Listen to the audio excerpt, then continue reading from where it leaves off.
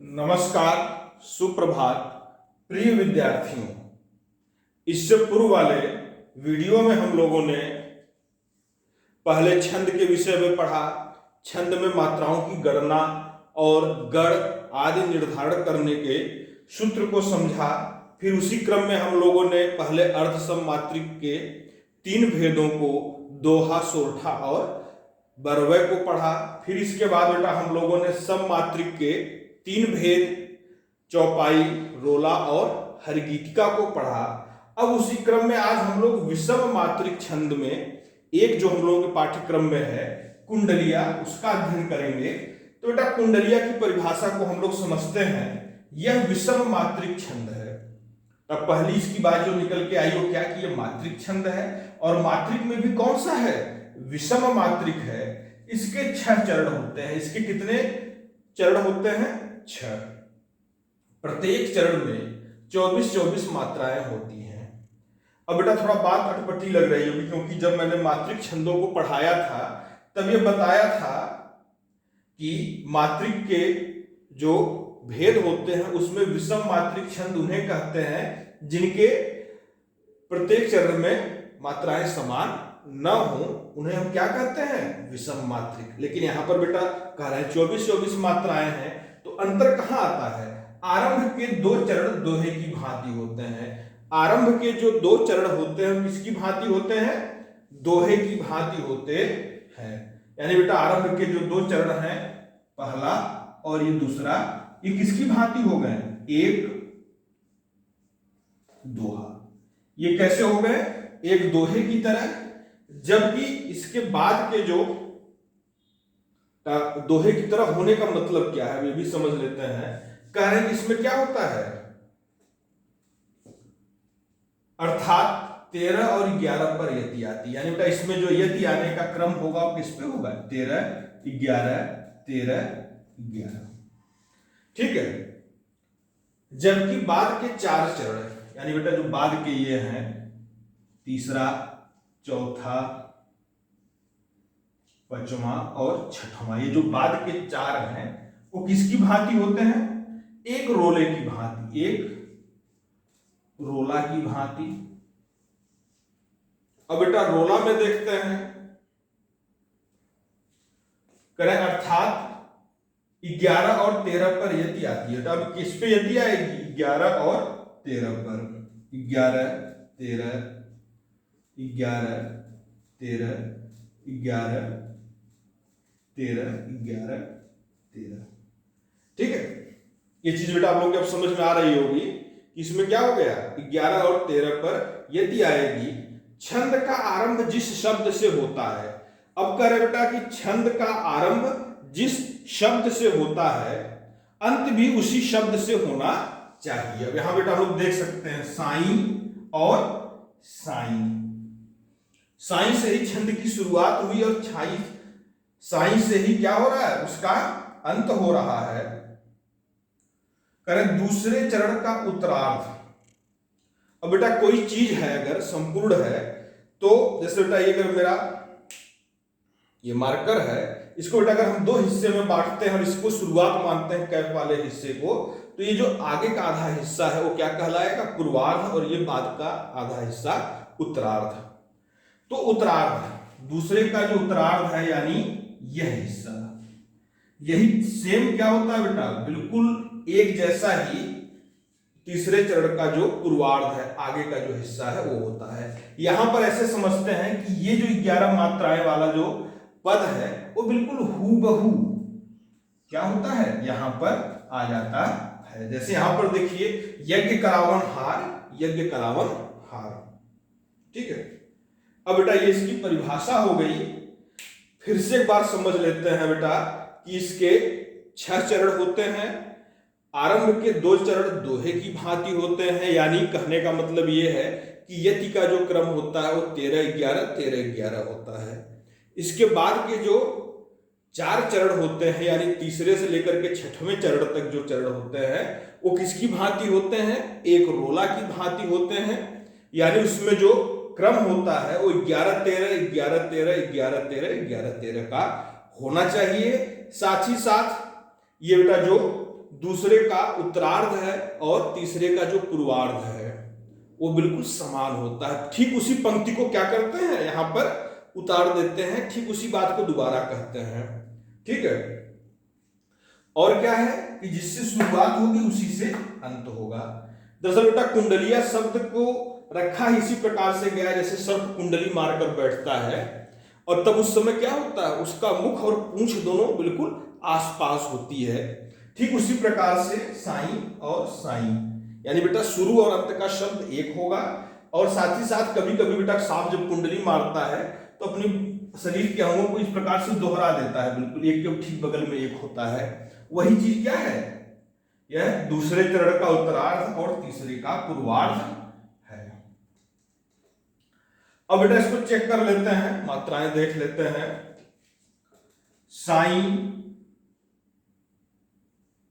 बैर न कीजिए। ठीक है बेटा, 1 2 3 4 5 6 7 8 9 10 11 12 13, कितनी मात्राएं हो गई, 13। करें साई बैर न कीजिए गुरु, पंडित में बेटा प पे उससे छोटी मात्रा है लेकिन संयुक्त व्यंजन के नियम से गुरु हो गया। पंडित कवि यार।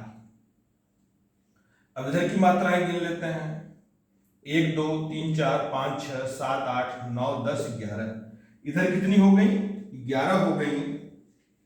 आगे बेटा बेटा बनिता पौरिया। तब पौरिया कहते हैं जो याचक होते हैं, खुशी आदि के अवसर पर दरवाजे पे आके गाना गाने वाले होते हैं, उनको क्या कहते हैं, पौरिया।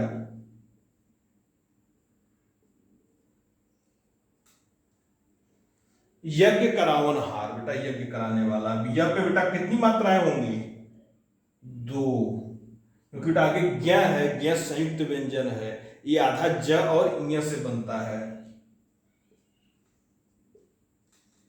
यज्ञ करावन हार।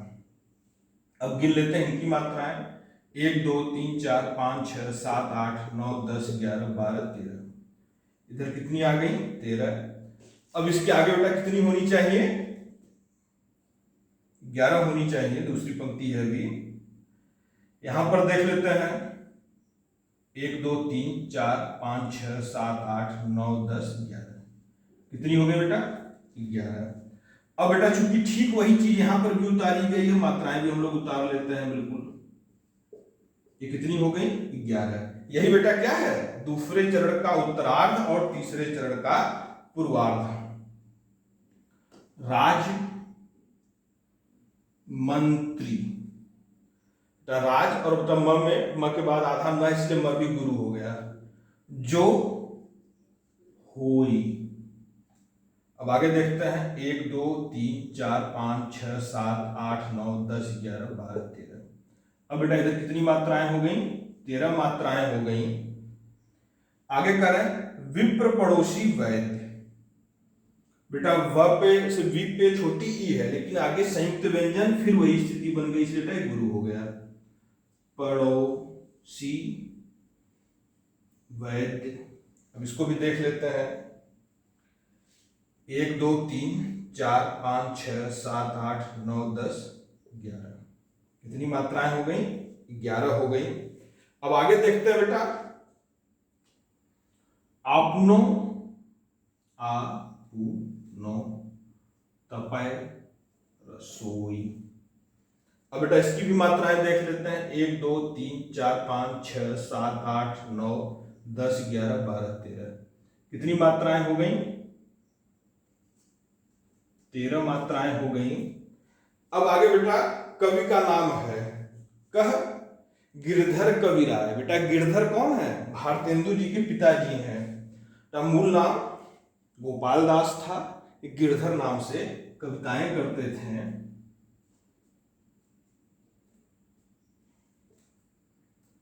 अब देखते हैं बेटा इसमें कितनी मात्राएं बैठती हैं, 1 2 3 4 5 6 7 8 9 10 11, 11 मात्राएं हो गई। करें जुगवत, जुगत सो यह चली आई। बेटा इसकी भी मात्राएं देख लेते हैं। 3, 4, 5, 6, 7, 8, 9, 10, 11, 12, 13। कितनी हो गई? 13 मात्राएं हो गई। अब इसके बाद देखते हैं बेटा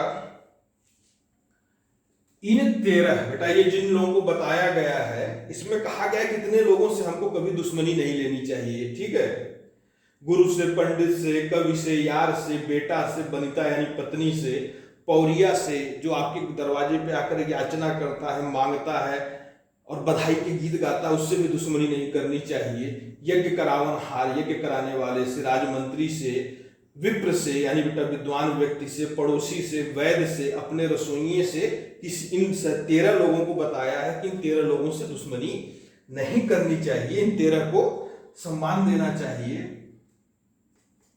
इन 13 को तरह, बेटा इन 13 को क्या करना चाहिए? तरह देना चाहिए। 1, 2, 3, 4, 5, 6, 7, 8, 9, 10, 11। ठीक है, दिए, बिन, आवे, ठीक है बेटा। 3, 4, 5, 6, 7, 8, 9, 10, 11, 12, 13। ये कितनी मात्राएं हो गई? 13 मात्राएं हो गई। तो इस प्रकार से बेटा हम लोगों ने ये समझ लिया कि जो कुंडलीय सममात्रिक छंद है उसमें वह बेटा विषम मात्रिक छंद है। इसके 6 चरण होते हैं, प्रत्येक चरण में 24-24 मात्राएं होती है। बेटा हम 13 और 11 को जोड़ेंगे, चाहे 11 और 13 को जोड़ेंगे, योग कितना आएगा? 24 ही आएगा।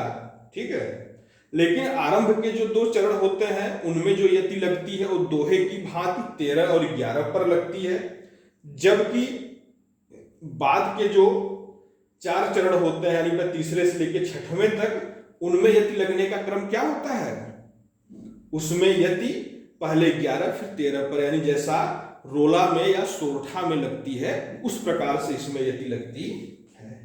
तो इस प्रकार से आज छंद का ये पाठ हम लोगों का समाप्त हो गया। अब इसके बाद अगले पाठ में हम लोग अलंकारों का अध्ययन करेंगे। धन्यवाद। जय हिंद,